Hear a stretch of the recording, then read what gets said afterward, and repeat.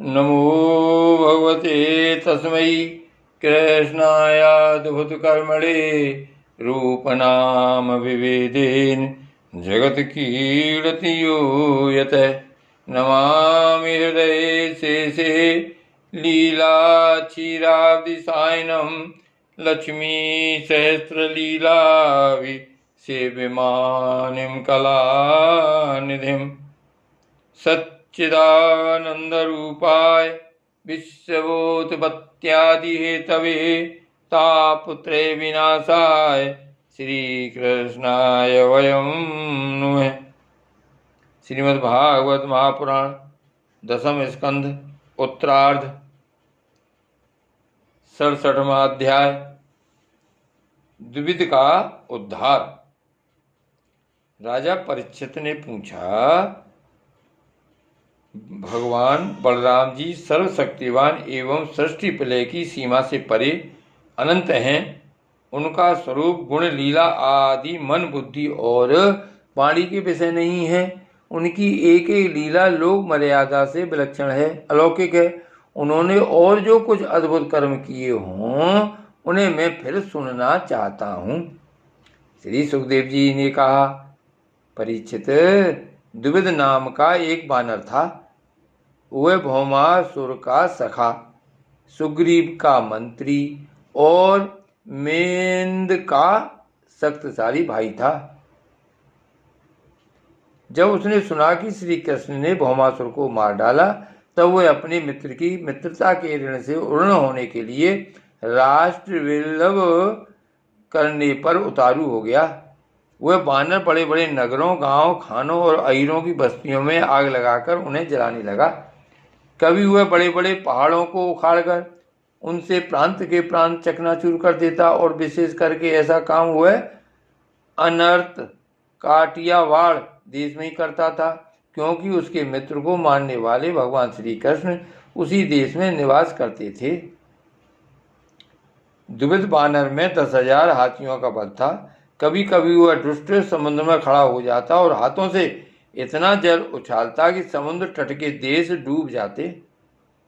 वह दुष्ट बड़े बड़े ऋषि मुनियों के आश्रमों की सुंदर सुंदर लता वनस्पतियों को तोड़ मरोड़ कर चौपट कर देता और उनके यज्ञ संबंधी अग्निकुंडों में मलमूत्र डालकर अग्नियों को दूषित कर देता। जैसे भृंगी नाम का कीड़ा दूसरे कीड़े को ले जाकर अपने बिल में बंद कर देता है, वैसे ही वह मदोन्मत्त बानर स्त्रियों और पुरुषों को ले जाकर पहाड़ों की घाटियों तथा गुफाओं में डाल देता। फिर बाहर से बड़ी बड़ी चट्टानें रखकर उनका मुंह बंद कर देता। इस प्रकार वह देशवासियों का तो तिरस्कार करता ही कुलीन स्त्रियों को भी दूषित कर देता था। एक दिन वह दुष्ट सुललित संगीत सुनकर रेवतक पर्वत पर गया। वहां उसने देखा कि यदुवंश शिरोमणि बलराम जी सुंदर सुंदर युवतियों के झुंड में विराजमान है। उनका एक एक अंग अत्यंत सुंदर और दर्शनीय है, और बक्षे स्थल पर कमलों की माला लटक रही है।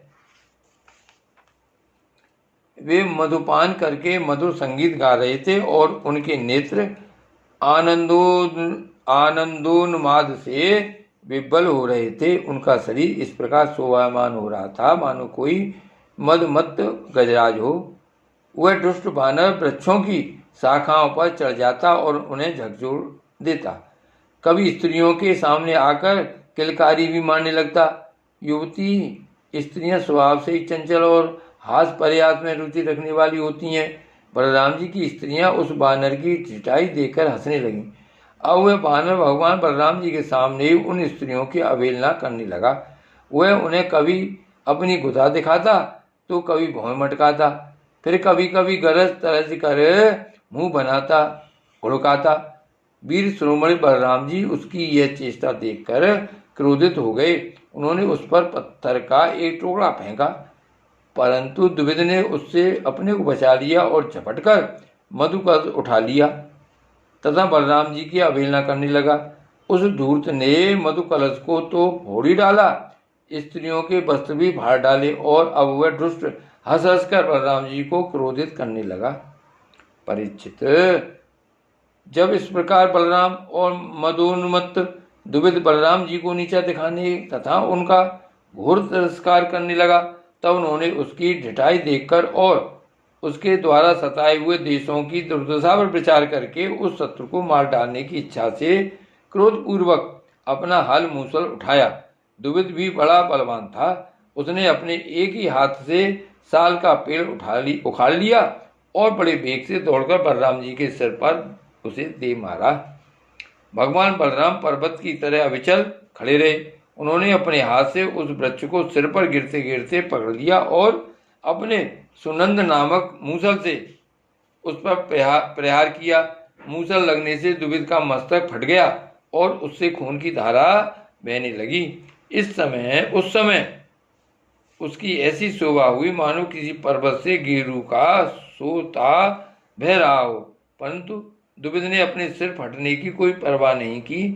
उसने कुपित होकर एक दूसरा वृक्ष उखाड़ा, उसे झाड़ झूड़ कर बिना पत्ते का कर दिया और फिर उससे बलराम जी पर बड़े जोर का प्रहार किया।